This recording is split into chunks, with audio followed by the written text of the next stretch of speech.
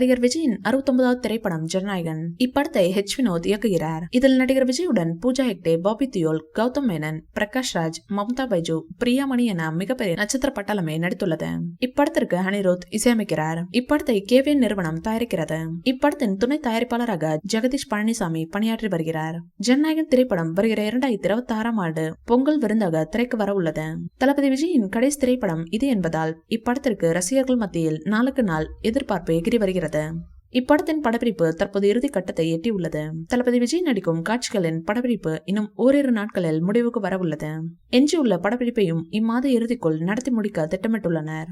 ஜனநாயகன் படத்தின் படப்பிடிப்பு முடியும் முன்னரே அதன் ப்ரீ ரிலீஸ் பிசினஸ் சூடுபிடித்துள்ளது. அதன்படி இப்படத்தின் OTT உரிமையை அமேசான் பிரைம் நிறுவனம் 121 கோடிக்கு வாங்கியுள்ளதாக கூறப்படுகிறது. அது மட்டுமின்றி இப்படத்துக்காக நடிகர் விஜய் ரூபாய் 275 கோடி சம்பளமாக வாங்கியுள்ளாராம். தமிழ் சினிமா வரலாற்றில் அதிக சம்பளம் வாங்கும் நடிகராகவும் தளபதி விஜய் திகழ்கிறார். இப்படத்தின் டீசர் வருகிற ஜூன் 22ஆம் தேதி தளபதி விஜயின் பிறந்தநாள் அன்று வெளியாக வாய்ப்புள்ளது. இந்நிலையில் ஜனநாயகன் திரைப்படத்தின் ஷூட்டிங் ஸ்பாட் புகைப்படம் லீக் ஆகியுள்ளது. அதன்படி இப்படத்திற்காக போலீஸ் உடையில் நடிகர் விஜய் நடிக்கும் காட்சிகள் படமாக்கப்பட்ட போது எடுத்த அந்த புகைப்படம் இணையத்தில் செம வைரலாகி வருகிறது. அந்த புகைப்படத்தை பார்த்த ரசிகர்கள் திரைப்படத்திற்கு பின் தளபதியை போலீஸ் கெட்டப்பில் பார்க்க உள்ளதால் பூரித்து போய் உள்ளனர். இப்படத்தில் நடிகர் விஜயின் பெயர் தளபதி வெற்றி கொண்டான் என கூறப்படுகிறது.